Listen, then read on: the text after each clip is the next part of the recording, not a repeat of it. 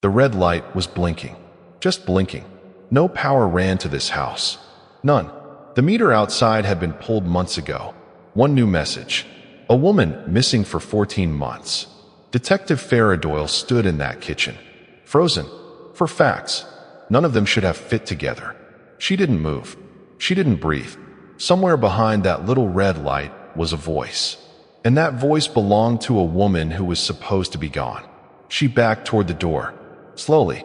Gloves still on. Radio in her hand. "I need forensics," she said. Her voice came out steadier than she felt. Now, outside, she looked back through the window. The light was still blinking. Patient. Waiting. Like it had been waiting the whole time for someone to finally listen. She didn't know it yet. But that blinking light was about to unravel 2 years of grief. 2 families' worth of unanswered prayers. And one man's quiet, decades-long obsession that nobody had ever thought to notice. Somebody had been watching this house, long before Doyle ever stepped inside it. To understand what she was looking at, you have to go back. Back past the sealed door. Back past the silence. Back to the last ordinary evening of a woman's life. Renata Voss left work at 5:47 p.m. An ordinary Tuesday. Badge logs confirm it, down to the second. She was 34. A claims adjuster. Careful. Private. Co-workers only ever used 3 words to describe her. Quiet. Kind. Punctual. That was all they ever really got to see. She stopped at a grocery store. 9 minutes from home. Milk. A rotisserie chicken. A bottle of wine her friends called her nothing night wine. The kind she drank on evenings she planned to do absolutely nothing at all. The receipt was time-stamped 6:12 p.m. That receipt became the single most studied piece of paper in the entire case. Because it marks the last confirmed moment Renata Voss was, without question, alive. Her sister Kessa still has the voicemail from that day. Not the impossible one. The real one. Renata laughing about a co-worker's bad joke. Promising to call back after dinner. Her voice light. Unhurried. No idea it was the last ordinary thing she'd ever say to anyone. Kessa has played it so many times the audio has worn thin. The way old cassette tapes fade. Not from neglect. From love. Renata's car was found the next morning. In her own driveway. Doors locked. Keys gone. Her house, untouched. No forced entry. No struggle. A home that looked, in every way, like someone had simply stepped out and never come back. Her phone sat on the counter. Powered off. 41% battery. The last outgoing call had gone to Kessa. 6:34 p.m. 90 seconds long. "I'm tired," Renata told her. "I'll call you tomorrow." There was no tomorrow. 9 minutes. That's the distance between a grocery store and her front door. That's all it takes for a person to vanish. If the world doesn't watch closely enough. Here's a detail almost nobody remembers. Because at the time, it meant nothing. 2 days before Renata disappeared, a cable technician serviced a line 2 houses down. Quiet. Unremarkable. He waved at a neighbor mowing his lawn. Finished his work order. Left before dark. Nobody thought about him again. His name sat in a routine service log. Untouched. For 2 full years. Corwin Aldis. Police canvassed the block. Interviewed co-workers. Cleared an ex-boyfriend in 48 hours. No motive. No suspect. No struggle. Just a vacuum. And Kessa Voss, standing in the middle of it. Refusing to let her sister fade into a headline. She kept Renata's landline active. Not for practical reasons. For love. The kind that pays a phone bill for a woman who may never call again. Because canceling it would mean admitting she never will. Friends told her to let it go. She told them, more than once, I don't know how. 9 months passed. 9 months of nothing. Then the landline rang. Kessa was folding laundry. She told Doyle later that her hands went cold before her mind even caught up. Some old, buried instinct recognized that sound before she did. She didn't make it in time. The voicemail was 11 seconds long. No words. Just breathing. Shallow. Uneven.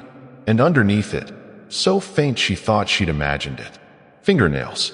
Dragging slowly. Across something hard. She played it 4 times before she could bring herself to call the police. Some small, desperate part of her believed it. believed her sister was still out there, still breathing, still trying to reach her. The department's answer was simple. A spoofed number, they told her. A cruel hoax. It happens in cases like this. People target grief on purpose. Kessa couldn't accept that. Not without proof. She spent what savings she had left. An independent audio lab, 3 states away. A handwritten note in the envelope. Please just be honest with me. Whatever it is. The result came back weeks later. 83% probabilistic match to Renata's voice. Not proof. Not in any court. But enough to keep her awake for the better part of a year. She started a folder. Every article. Every theory. Every scrap the department wouldn't chase. Inside the cover, she taped a photo. She and Renata, 19 years old, laughing on a beach neither of them could name anymore. Sunburned. Reckless. Certain nothing bad would ever happen to either of them. She needed something to hold on to. That folder became it. And inside it, she found a thread nobody else had pulled. The call hadn't just been spoofed through some app. It had come from a real, physical SIM card, still registered to Renata's number, connecting through a remote cell tower, 11 miles from the house, a corridor of farmland, trucking routes. Almost no one lived out there. A number that should have died the moment Renata's SIM was destroyed, under evidence protocol, months earlier, signed off by 2 officers. Their names were right there in the file. The department barely blinked. A note added, nothing more. Kessa didn't stop. She couldn't. Every door they closed, she found another way to knock. 18 months after Renata disappeared, the landline rang a second time. Which brings us back to that kitchen, that blinking light, and a detective who had just inherited a case nobody else wanted. Doyle's predecessor had been quietly transferred off the file. No real explanation. Just one line in his personnel record. Reassigned at request. That line kept her awake the first night she read it. She brought in Priyanka Shah, a forensic electronics examiner. The kind of person who doesn't believe in anything until she's taken it apart with her own hands. Shah spent 4 days inside that house. Wire by wire. Inch by inch. She wouldn't leave until every possibility was either proven or eliminated. What she found changed the shape of everything. The phone line had never been fully cut. Buried behind the wall was a second, forgotten line, installed decades earlier. For a fax machine, long since thrown out. Nobody knew it existed. Not the technicians who disconnected the house. Not the family. Not even the county's own records. A dead artery of the house. Still quietly alive. That explained how a message could physically arrive. Through walls that were supposed to carry nothing at all. It didn't explain who was sending it, or why it kept coming from a phone 2 officers had sworn, under oath, was destroyed. In front of them, Doyle stared at those signatures. For a long time, in an empty office, the fluorescent light humming above her. Too clean, too fast, the kind of paperwork filled out by someone eager to close a door, not open one. She started pulling threads. Officer histories. Technician logs, intake forms going back a decade, page by page, late into the night, long after everyone else had gone home. She found 3 more cases, 3 other missing persons, 3 other families. Each had received, at some point, an impossible call from a number that should have been dead. Each dismissed as a hoax, each buried, without the forensic follow-through Kessa had forced into Renata's file through sheer, exhausting persistence. Every single device had been logged as processed for destruction. At the exact same regional evidence facility. Doyle read that line twice, just to make sure. She drove there herself, alone, unannounced. A Sunday, when the building would be quiet enough to actually look. What she found wasn't dramatic. It was worse. It was mundane, in the way the worst things often are. A warehouse running on skeleton staff. A disposal contractor who hadn't shown up in months. Devices marked destroyed, sitting untouched. In cardboard boxes. In a back room nobody bothered to check. Because nobody had a reason to. Renata's phone had never been destroyed at all. It sat there, powered off, for over a year. Its SIM card still technically active. Because in the backlog, nobody had ever actually told the carrier to shut the account down. Someone had found that gap in the system. And quietly, patiently, climbed inside it. Shah ran the recording again, deeper this time, stripping away every layer of noise.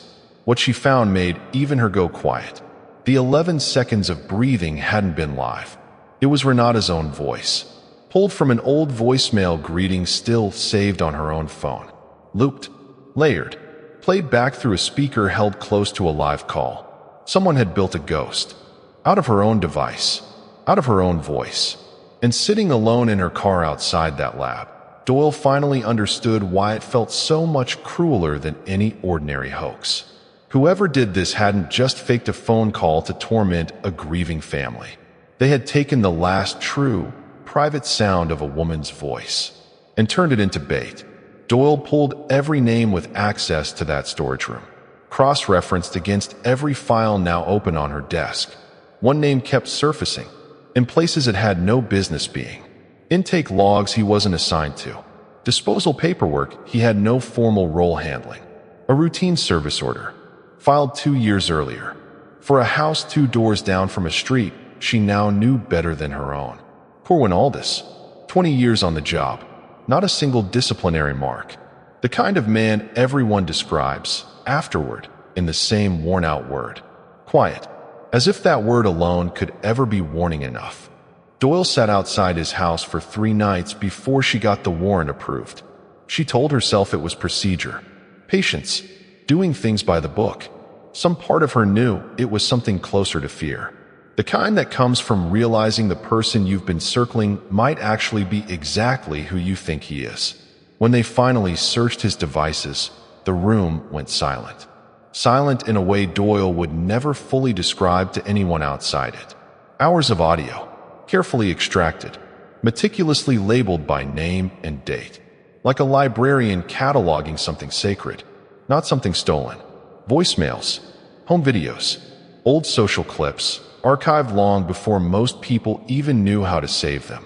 Belonging not just to Renata Voss, but to dozens of other missing people. Stretching back nearly a decade. One investigator, off the record, gave it a name.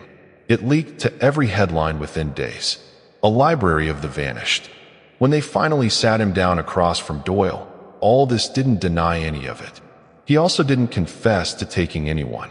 I never harmed a single person on that list, he said. Calm. Too calm. I don't know what happened to them. Then what was this? Doyle asked. All of it. What was the point? He looked at her for a long moment. Closure, he said. The kind the system never gave them.